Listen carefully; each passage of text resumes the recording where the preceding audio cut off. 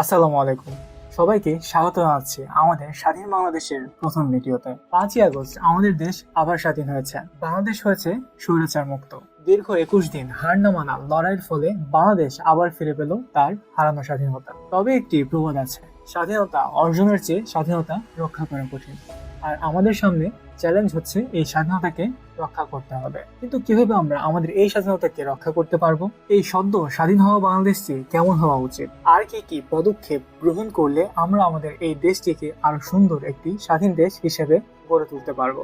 আজকে আমাদের ভিডিও এই টপিক নিয়ে। আমি রিয়াদ, আপনারা দেখছেন টেকে অক্টোপাস। চলুন তাহলে শুরু করা যাক। স্বাধীন বাংলা কেমন হবে তা জানার আগে আমরা একটু দেখে আসবো আমাদের পূর্বের সরকার ব্যবস্থাপনা কেমন ছিল।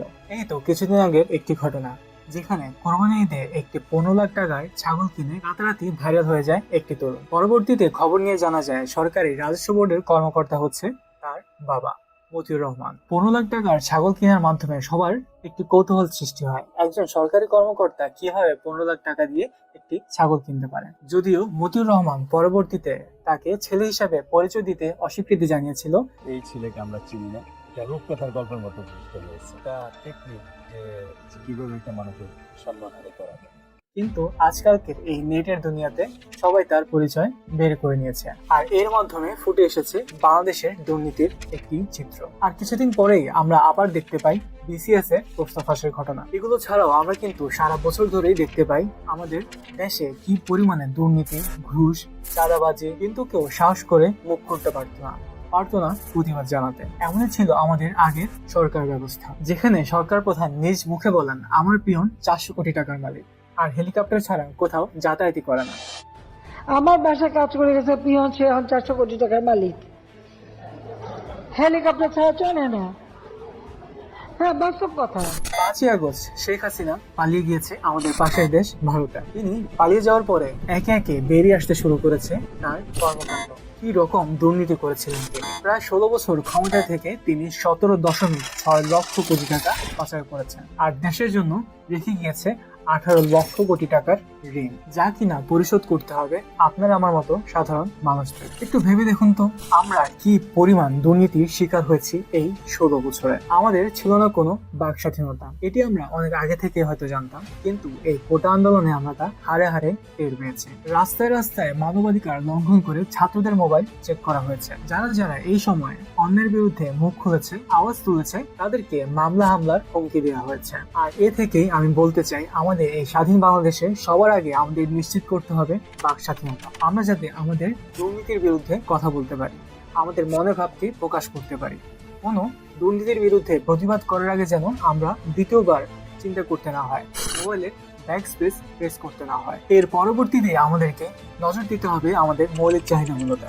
খাদ্য, বস্ত্র, বাসস্থান, চিকিৎসা ও শিক্ষা, প্রত্যেকটি বিষয়ে কিন্তু আমাদেরকে নজর দিতে হবে। আমরা যাতে খাদ্যে স্বয়ংসম্পূর্ণ হতে পারি সে বিষয়ে আমাদেরকে চোখ দিতে হবে। আমাদের সকল কৃষকের অধিকারের প্রতি নজর দিতে হবে, তারা যাতে ন্যায্য মূল্য পায় তাদের ঘামের প্রতিফল। আমি ইতিমধ্যেই দেখতে পেরেছি আমাদের বাজার সমূহে কিন্তু জিনিসপত্রের দাম কিছুটা কমে গিয়েছে, আর এই কমার পিছনে কিন্তু দায়ী রয়েছে চাঁদাবাজি কমে যাওয়া। এরপরেই আমাদেরকে নিশ্চিত করতে হবে আমাদের গণতন্ত্র, আমাদের ভোটাধিকার নিশ্চিত করতে হবে।